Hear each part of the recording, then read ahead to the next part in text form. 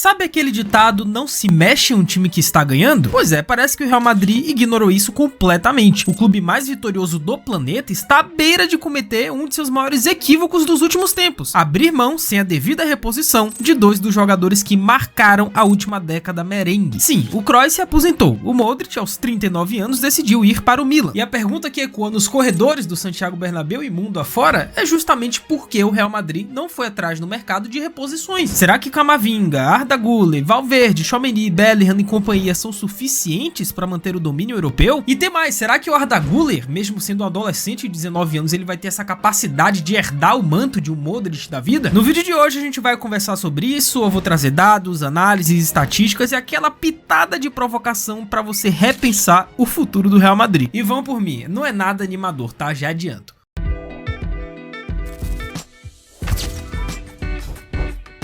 Salve rapaziada, aqui na Voz, e se tem uma coisa que o clube do Real Madrid tem muita facilidade é montar elencos que façam uma dinastia europeia. Assim, é o que eles mais sabem fazer durante a trajetória. Só que nenhum time consegue dominar a Europa sem ter um meio campo dominante. E é aí que entra a dupla Kroos e Modric, dois gênios com estilos diferentes, mas que juntos criaram a base para o sucesso estratosférico do Real Madrid entre 2014 e 2024. O Kroos, ele chegou pós Copa do Mundo de 2014, né? Ele tava no hype absurdo e rapidamente ele se tornou cérebro desse Real Madrid. Seu passe curto, precisão milimétrica, capacidade de controlar o ritmo da partida, velho, é um jogador absurdo. Não à toa que ao longo de suas 10 temporadas no Real Madrid, ele manteve sempre uma média absurda de 92% de passes certos, cara. E se você busca um maestro pro seu meio campo, o nome do Toni Kroos é o nome ideal. É um cara que não corre muito, mas faz a bola correr. Ele raramente arrisca um drible, mas sempre encontra um passe entre linhas que desmonta a marcação adversária. E não se esqueçam, obviamente, das bolas paradas, né? Porque se teve uma coisa que o Real Madrid foi muito assertivo nesses últimos anos, foram gols decisivos de escanteio ou bola parada. Tanto é que em 2016, né, o primeiro gol do Real Madrid naquela final contra o Atlético de Madrid saiu de uma bola parada do Toni Kroos. E em 2014 tinha saído de uma bola parada do Luka Modric, né? Minuto 93, o gol do Sérgio Ramos, foi o Modric no escanteio. E se de um lado tinha um Kroos, do outro o pequeno gênio croata. Modric dispensa apresentações, cara. Vencedor da Bola de Ouro em 2018, o croata é aquele tipo de jogador que faz parecer fácil um negócio que é muito difícil. O controle orientado, a capacidade de sair de situações apertadas, o passe vertical, o chute de fora da área, tudo isso com 1,70 m e um fôlego de um garoto, velho. Se o Kroos era o cérebro, o Modric era o coração daquele Real Madrid. Ele não parava por um segundo, né? O pequeno croata, ele se apresentava, ele cobria os espaços, ele tava lá na frente para poder finalizar, mas tava atrás também para poder criar, para poder ditar o ritmo ao lado do Toni Kroos, ele ia e voltava, era um absurdo. Ou seja, Kroos e Modric eram como vinho e queijo, diferentes, mas absolutamente complementares. Enquanto o alemão cadenciava o jogo e encontrava passes longos, o croata acelerava, quebrava linhas com dribles curtos e dava dinâmica ao time. E quando um subia, o outro cobria. Quando a pressão apertava, ambos se aproximavam dos zagueiros, garantindo que o Real Madrid sempre tivesse uma saída de bola limpa, não importa o adversário. E obviamente que os dois, eles eram vigiados por um cão de guarda, digamos assim, naquele elenco histórico do Real Madrid do tricampeonato de Champions, que era o Carlos Henrique Casemiro. Cara, você ter o Casemiro Prime no seu time tornava a vida dos meio-campistas muito fácil, muito tranquila. Kroos subia, Modric subia e quem segurava a barra? Casemiro. Só que os dois se entendiam no olhar, eles sabiam quando era hora de segurar, quando era hora de acelerar. Foi assim que o Madrid dominou meio-campos multimilionários como o do City, do Bayern de Munique, do Liverpool, Juventus, Barcelona, sempre com inteligência e controle, velho. Porém, como eu disse no início do vídeo, o Kroos se aposentou em 2024, né? Que despedida, eu diria. O cara simplesmente se aposentou ganhando uma Champions, né? E com o gol de bola parada dele, né? O gol do Carvajal foi o Kroos no escanteio. E o Modric, aos 39 anos, jogando em alto nível ainda, simplesmente se transferiu para o Milan. E aí é que vem a cereja do bolo. O Real Madrid perdeu Kroos e Modric, dois dos pilares dos últimos 10 anos do Real Madrid, e não repôs. Não foi ao mercado buscar jogadores com essas características. Mas por que isso aconteceu, né? Pois o fim da era Kroos e Modric não foi apenas marcada pela emoção ou nostalgia, mas também por uma série de decisões da diretoria do Madrid que deixaram a torcida inquieta. Pois diante da aposentadoria do Kroos e a iminente saída do Modric, muitos se perguntaram por que o clube não foi ao mercado em busca de substitutos diretos, né? Mantendo o nível de excelência do meio campo. E um dos argumentos citados, né, pela diretoria, pelo menos é que a gente sabe através de informações de fontes muito confiáveis lá da Espanha, é que a diretoria do Real Madrid disse que não tinha opções muito confiáveis no mercado, então opções de qualidade para poder o Real Madrid repor Kroos e Modric. E nesse ponto eu posso até concordar, porque realmente se olhar para o mercado hoje, ou para qualquer time e procurar um novo Kroos ou Modric, é uma tarefa quase impossível. Quem hoje tem a qualidade, estou falando de qualidade, de Kroos Kroos e Modric no auge? Eu acho que ninguém. Além disso, existe uma convicção interna de que o elenco já conta com muitos jovens, né, talentos absurdos que estão prontos para evoluir e assumir esse protagonismo. E o Florentino e sua direção apostaram em nomes como Camavinga, como Arda Güler, o próprio Ceballos, né, que ainda tá no Real Madrid, como Valverde, como Jude Bellingham. A diretoria acredita na evolução natural desses jogadores e que iria compensar a perda dos veteranos. E houve também uma mudança muito clara de perfil no meio-campo do Real Madrid, né? Porque se antigamente o meio-campo do Real Madrid era Modric, eram os Kroos da vida, era um Isco, James Rodrigues, hoje em dia é Valverde, é Tchouaméni, é Camavinga, é Bellingham. Vocês perceberam a diferença?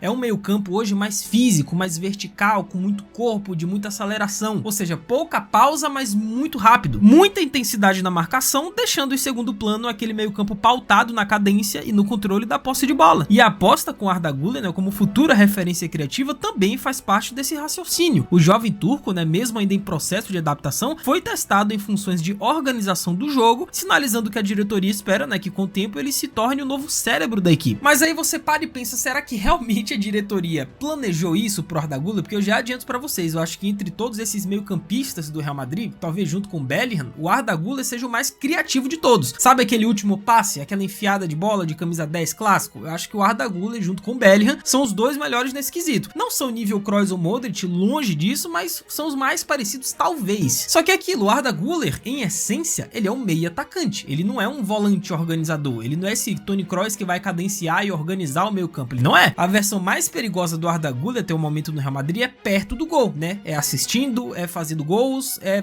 colocando os atacantes na cara do gol. Essa é a melhor versão do turco, não é como regista. E a temporada anterior, né, 24-25, escancarou o problema. O Real Madrid, mesmo com grandes talentos, passou a ter dificuldades para controlar o ritmo dos jogos. Contra equipes mais fechadas, faltou aquele passe vertical, aquela inversão de jogo certeira, né, aquela pausa nos minutos de pressão. A bola queimava nos pés dos jogadores, pô, e a defesa passou a ser muito exposta. É o que eu digo, né, o Real Madrid sofreu na temporada passada com lesões, né, Carvajal, teve LCA, aí se vai pra defesa Militão também, o Alaba, se não pode contar com ele, o Rudiger teve que jogar todos os jogos, teve que jogar com o Fran Garcia na lateral esquerda. Então assim, as opções para defesa do Real Madrid na temporada passada é um dos motivos do porquê o time tomou tantos gols até para adversários médios e pequenos. Só que para mim, o problema, o X da questão começa no meio-campo. O fato do perfil do meio-campo hoje do Real Madrid não ser pautado na cadência, no ritmo, no toque de bola, faz com que o time perca muitas bolas e ceda muitos contra-ataques para os adversários. Se você não consegue segurar a bola no meio-campo, em algum momento você vai perder a bola, velho. E outra coisa interessante também é a voadora no like aí embaixo, cara. Aproveita que temos muito que comentar sobre esse assunto que é um pouco espinhoso, tá? Vou chegar na parte polêmica. Deixa o like, se inscreve aqui no canal, pô, nossa meta é de 10 mil inscritos, a gente tá quase chegando lá, a gente tá em 8 mil alguma coisinha, então se inscreve aí pra ajudar nós. Sigam a gente nas redes sociais, faz tudo isso que é nós, cara.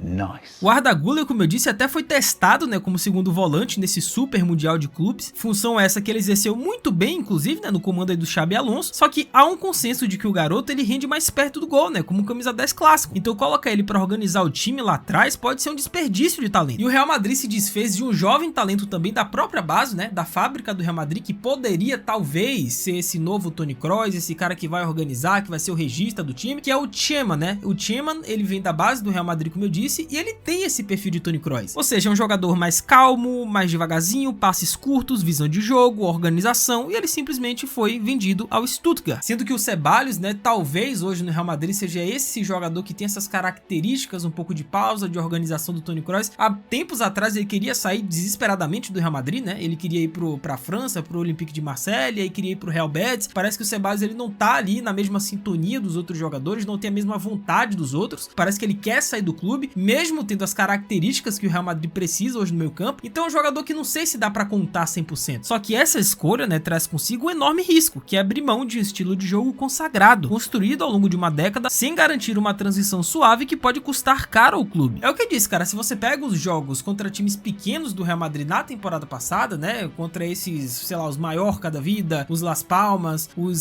sei lá, até o Sevilla Real, que não tá muito bem, o Valência, cara, o Real Madrid perdeu pro Valência no Santiago Bernabéu. O Real Madrid não conseguiu controlar um jogo contra o Valência, pô. Contra o Mallorca, contra o Las Palmas, não conseguiu. E a questão que não quer calar, e é que agora é um ponto muito interessante desse vídeo, que é quem hoje no mundo da bola, quem hoje entre os clubes, quem hoje está no mercado, pode chegar no Real Madrid para resolver esse problema. Eu separei aqui alguns nomes, tá? Por característica e também, quem sabe, um dia se junte ao Real Madrid, né? Com um indício outro aqui, questão contratuais, mas eu acho que são nomes interessantes. O primeiro é o Enzo Fernandes, né? Pô, qualidade no passe, visão de jogo, saída de bola limpa. Ele é jovem, já mostrou personalidade na Copa do Mundo, só que negociar com o Chelsea hoje seria muito difícil, né? Porque o jogador foi comprado por 125 milhões e o Chelsea jamais venderia por menos que isso. Outro jogador que pra mim seria ideal, assim, é o nome perfeito pra este Real Madrid, ainda mais com a aposentadoria do Toni Kroos, que pra mim eu costumo dizer que ele é o remanescente do Toni Kroos, é o Joshua Kimmich, cara. É o Kimmich do Bayern de Munique, ele é perfeito pra esse esquema do Real Madrid. Ele é esse jogador semelhante ao Kroos, né, do passe,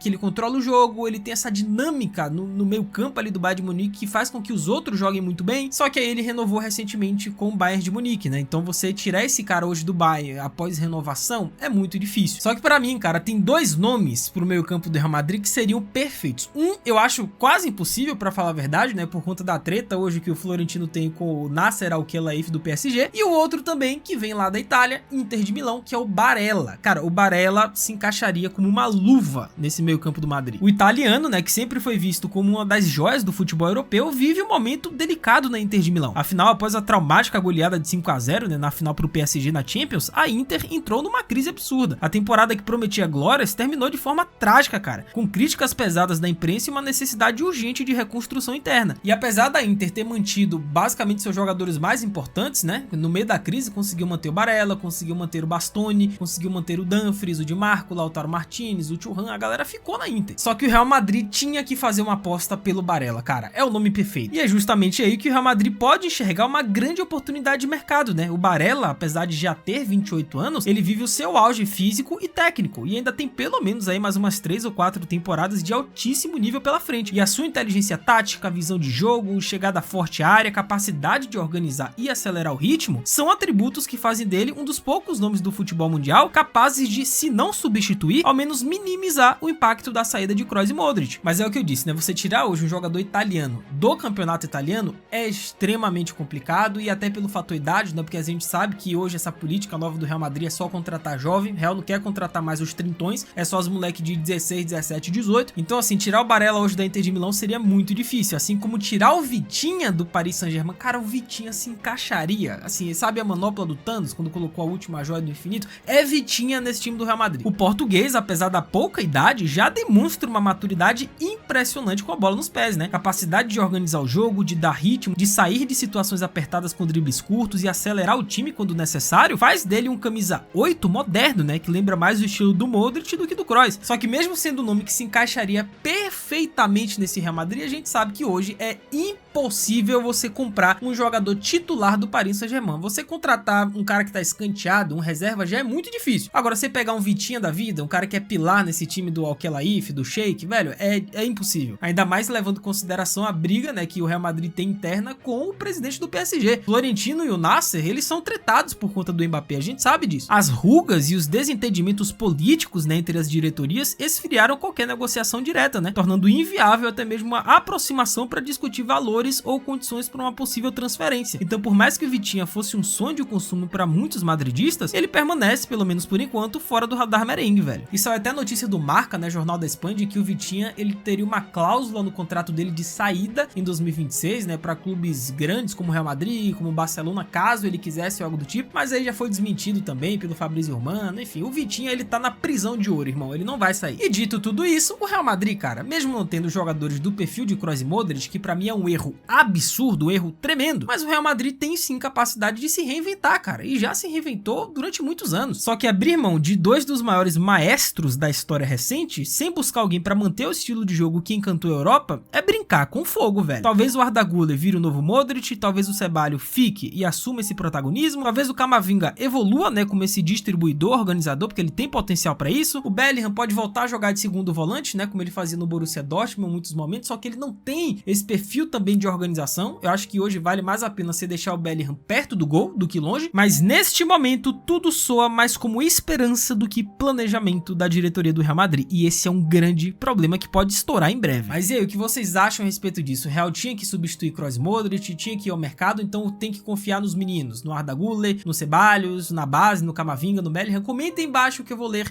e responder todo mundo. É isso, até a próxima, valeu, falou e fui!